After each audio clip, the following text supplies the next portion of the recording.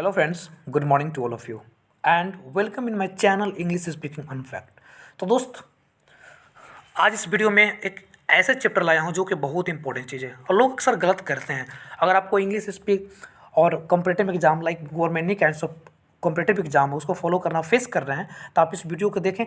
पूरी तरह subject verb agreement का कैसे सब्जेक्ट वर्ब का एग्रीमेंट करवाते हैं, इस वीडियो में आपको समझ में आ जाएगा, वो भी विथ शॉर्ट ट्रिक के बाद भी समझ में आ जाएगा। ठीक है ना? तो टाइम को वेस्ट ना करते हुए मैं वीडियो को स्टार्ट करता हूँ। ठीक है, तो यहाँ पे पहला मैं कॉन्सेप्ट लाया हूँ verb and noun. Verb and noun के बीच कुछ अंतर बताता हूँ। ठीक है, नाउन्स यहाँ पर वर्ब दिया हुआ। अगर नाउन समझते कि noun is the name of person, place of thing और फीलिंग आइडिया। नाउन में क्या, जिसमें bags, books, pen, pencil, school, bus, जितना भी है, जितना भी वी कैन सराउंड, जितना भी नाउन आप लोग जानते हैं, अगर नाउन में एस है, ईएस लगा देंगे हम तो हमेशा प्लूरल यूज होगा। इसके साथ आने वाला जो वर्ब भी लगेगा ना, प्लूरल ही लगेगा। जैसे बैग्स के साथ आर लगेगा, बैग्स आर, बैग इज नहीं, बैग्स इज नहीं, बैग्स आर, ऐसा आप लगा सकते हैं। ठीक है, अब वर्ब में देखते हैं हम लोग। वर्ब में क्या होता है, वर्ब में अगर वर्ब में जो ये क्या करता है, इसको वो डिनोट करता है, किसको वो डिनोट करता है, एक्शन को, क्या एक्शन हो रहा है। ठीक है, तो works, write, takes, plays, drinks, plays, writes, reads, write, जितना भी सब वर्ब्स है, अगर वर्ब्स में एस यस लगा देते हैं ना, ऐसे कंडीशन में सिंगुलर यूज होता है। ठीक है ना, इसका सब प्रेजेंट इंडेफिनिट में बताया तो जानते हो आप लोग कि अफर्मेटिव सेंटेंस में थर्ड पर्सन के साथ हमेशा ये वाला सेंटेंस लगता है, यानी कि बिफोर लगता है, बिफोर भी फाइव लगता है। ठीक है ना, आप ऐसा लिख सकते हैं। और वर्ब में एस एस डायरेक्ट जानिए कि अगर नाउन में एस एस लगता है तो प्लूरल माना जाएगा, वर्ब में एस एस लगता है तो सिंगुलर माना जाता है। ठीक है ना, अब हम लोग नेक्स्ट देखेंगे। हम लोग नेक्स्ट कॉन्सेप्ट हम लोग क्या है, यदि दो अनकाउंटेबल नाउन को एंड से जोड़ेंगे तो हमेशा प्लूरल यूज होगा। Uncountable noun which can't be counted, जिसको हम काउंट नहीं कर पाएंगे, अनेबल टू काउंट, हम लोग असमर्थ हो काउंट करने में, ऐसा कंडीशन में हमेशा प्लूरल यूज होगा। लेकिन एक और कंडीशन ऐसा बताएंगे जिसमें अनकाउंटेबल नाउन के साथ एंड जोड़ा है, लेकिन उसमें प्लूरल फॉर्म यूज नहीं होता, उसमें सिंगुलर यूज होता है, लेकिन उसको बताएंगे पहले। रिसेंटली ये हम लोग समझेंगे। ठीक है, रिसेंटली ये हम लोग समझेंगे, इसमें देखेंगे एग्जाम्पल समझेंगे। फियर एंड हॉरर दोनों क्या है, एक अनकाउंटेबल नाउन है, एंड से भी जुड़ा है, तो इस आने वाला जो वर्ब है वर्ब होगा, यानी कि सॉरी वर्ब होगा, क्या होगा, वर्ब। वाज का प्रयोग यहाँ पे नहीं होगा क्योंकि हमको यहाँ पे यूज करना है, प्लूरल यूज करेंगे। ठीक है ना, आगे देखेंगे लोग। Poverty and Misri come together, यहाँ पे देखो कम और कम्स। ठीक है, तो यहाँ पे कम्स का प्रयोग नहीं किए क्योंकि हमको प्लूरल यूज करना है। अब कम्स का प्रयोग यहाँ पे देखेंगे, वर्ब में एस एस लगता है वो कम्स होगा, वर्ब में एस एस सिंगुलर हो जाएगा, लेकिन सिंगुलर हमको यूज नहीं ना करना है, यहाँ पे हमको क्या करना है, प्लूरल यूज करना है। तो कम और कम्स, कम्स सिंगुलर है, कम प्लूरल है, आप ऐसा कर सकते हैं। लेकिन वही फैक्ट बताने वाला था मैंने, जो पहले बताया था कि इसमें पूरी तरह से जो अनकाउंटेबल नाउन है उसमें सिंगुलर यूज होता है। लेकिन आप पढ़ेंगे यदि एंड जुड़ी हुई नाउन एक ही विचार या वस्तु व्यक्ति का बताती है तो ऐसा कंडीशन में सिंगुलर यूज करेंगे हम। क्या करेंगे हम लोग, सिंगुलर यूज करेंगे, हम लोग सिंगुलर यूज करेंगे। तो हम लोग एग्जाम्पल समझेंगे। ठीक है, तो हम लोग एग्जाम्पल समझेंगे। हम लोग देखिएगा यहाँ पे, truth and honesty is the best policy, ऊपर लिखा truth and honesty is the best policy. Truth uncountable, honesty uncountable, इसको हम काउंट थोड़ा कर सकते हैं। क्योंकि ईमानदारी कैसे गिन सकते हैं, ईमानदारी नहीं काउंट कर सकते हैं। तो ट्रूथ मतलब ये क्या होता है, ट्रूथ मतलब होता है पूरी तरह से क्या, सच्चाई, और ऑनेस्टी मतलब ईमानदारी। सच्चाई ईमानदारी एक ही चीज़ तो है, दोनों क्या है, एक ही चीज़ है दोनों। तो दोनों के लिए यहाँ पे एक ही चीज़ है, तो सिंगुलर बन गया, दोनों मिलकर क्या हो गया, सिंगुलर। ऐसे कंडीशन में हम यहाँ पे इज का प्रयोग करेंगे, किसका प्रयोग करेंगे, इज का प्रयोग करेंगे, यानी truth and honesty is the best policy, truth and honesty are the best policy, गलत हो जाएगा, तो यहाँ पे इज का प्रयोग करेंगे। ठीक है, नेक्स्ट देखेंगे हम लोग, slow and steady wins the race. यहाँ पे विन का प्रयोग नहीं करेंगे, विन आपका प्लूरल फॉर्म हो जाएगा, इसमें एस लगा देंगे सिंगुलर हो जाएगा। ठीक है, तो आपको सिंगुलर यूज करना है। स्लो एंड स्टडी विंस, इसमें समझते हैं। स्लो मतलब क्या, शांत, स्लो धीमी गति से, और स्टडी मतलब क्या, स्थिर शांत होता है, शांत, इसका मतलब दोनों एक ही चीज तो है, इसलिए वहां पे विन का प्रयोग किया, विन द रेस। आप ऐसा करेक्ट बोल सकते हैं, आप कॉम्पिटिटिव एग्जाम में इंप्रूव स्पॉट कर सकते हैं। ठीक है ना, अब आगे देखेंगे हम लोग। नेक्स्ट हम लोग का है स्किल, क्या है, अगर आर्टिकल का प्रयोग सिर्फ फर्स्ट सब्जेक्ट के पहले हो तो इसका मतलब एक ही व्यक्ति अथवा वस्तु माना जाएगा। कहने का मतलब है सब्जेक्ट क्या है, जैसे में राम पटना जाता है, Ram goes to Patna town. ठीक है, तो राम क्या है, एक सब्जेक्ट है, क्योंकि पटना कौन सा, राम के बारे में हम लोग बात कर रहे हैं। तो यहाँ पर देखेंगे एग्जाम्पल समझेंगे। और अगर आर्टिकल्स का प्रयोग सभी सब्जेक्ट के पहले होगा तो अलग अलग माना जाएगा। ठीक है, तो आर्टिकल्स देखेंगे पहले कहाँ पे, डायरेक्टर है। डायरेक्टर ये क्या है, सब्जेक्ट है, और इससे पहले भी क्या है, द का प्रयोग, और प्रोड्यूसर भी सब्जेक्ट, इससे पहले भी द का प्रयोग। इसका मतलब कि the director and the producer दोनों में सब्जेक्ट में द लग गया, इसका मतलब दोनों अलग अलग आदमी हो गए, दोनों अलग अलग आदमी हो गए। इससे पहले जो इसका पुलर बन गया, इसके जो आने वाला जो वर्ब होगा वो भी पुलर फॉर्म यूज़ किया जाएगा। ठीक है, अगर यहाँ पे रहता है ऐसे, देख लीजिए, एक बार बता दे रहा हूँ, द डायरेक्टर, यहाँ पे द नहीं रहता, द प्रोड्यूसर में द हम काट दिए, द प्रोड्यूसर में द हम काट दिए, तो लिखें द कट गया यहाँ पे। ठीक है, द डायरेक्टर एंड प्रोड्यूसर, तो यहाँ पे हैव नहीं बल्कि हैज़ का प्रयोग लगता है। क्यों? क्योंकि जो डायरेक्टर है ना वही प्रोड्यूसर भी होगा, एक ही आदमी के बोध होगा, लेकिन यहाँ पे द लगा हुआ है, द यहाँ पे लगा हुआ है, इसका मतलब दोनों अलग अलग व्यक्ति हैं।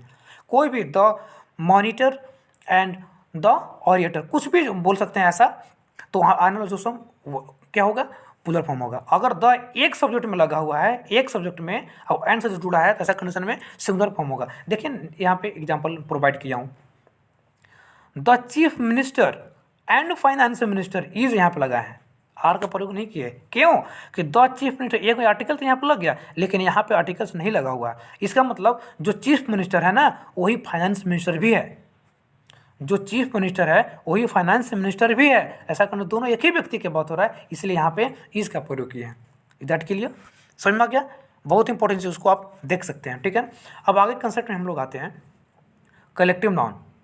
कलेक्टिव नाउन क्या है, जिसको क्राउड नंबर ग्रुप की बात करते हैं हम लोग। कलेक्टिव, जितना भी कलेक्टिव नाउन है आप लोग के सामने आएगा तो बोलते हैं कि यार कलेक्टिव नाउन है, इसमें बहुत ज़्यादा होगा, ऐसा कंडीशन में आर का प्रयोग लगाते हो, प्लूरल फॉर्म का यूज़ कर देते हैं, गलत हो जाएगा। लेकिन आप लोग क्या करना है, यहाँ पे देखेंगे, the head of cow is grazing the field, the head of cows in the grazing in the field. यहाँ पे आप लोग बोलिएगा कि इसे यहाँ पे क्या देखिए, तो हेड ऑफ काउज, इसमें तो बहुत सारा गाय का झुंड है, तो गाय का झुंड पुलर ना होगा, तो यहाँ पर आर का ना प्रयोग करिएगा, नहीं, गलत हो जाएगा। अब रियल कॉन्सेप्ट क्या है, इसके पीछे क्या स्किल है, इसके बारे में क्या फैक्ट है, उसको ध्यान से देखेंगे हम लोग। यहाँ पे गाय के कितना गाय उससे मतलब नहीं, हमको झुंड की बात कर, झुंड कितना, झुंड के अंदर बहुत सारे गाय हैं। ठीक है, झुंड के अंदर बहुत सारे गाय हैं, लेकिन झुंड एक है, झुंड एक है, तो वही एक झुंड के लिए यहाँ पे इसके प्रयोग किया हूँ। गाय कितना है, 100-200 मतलब नहीं है, लेकिन गाय का झुंड कितना है, झुंड एक है, इसी के लिए हम यहाँ पे सिंगुलर है एक, तो यहाँ पे सिंगुलर यूज़ करेंगे इस। समझ में क्या, तब ऐसा और कलेक्टिव नाउन याद है कि नहीं बोलेंगे, द पार्लियामेंट ऑफ ऑल्स, इसका प्रयोग करेंगे कि आर का प्रयोग, बताइए।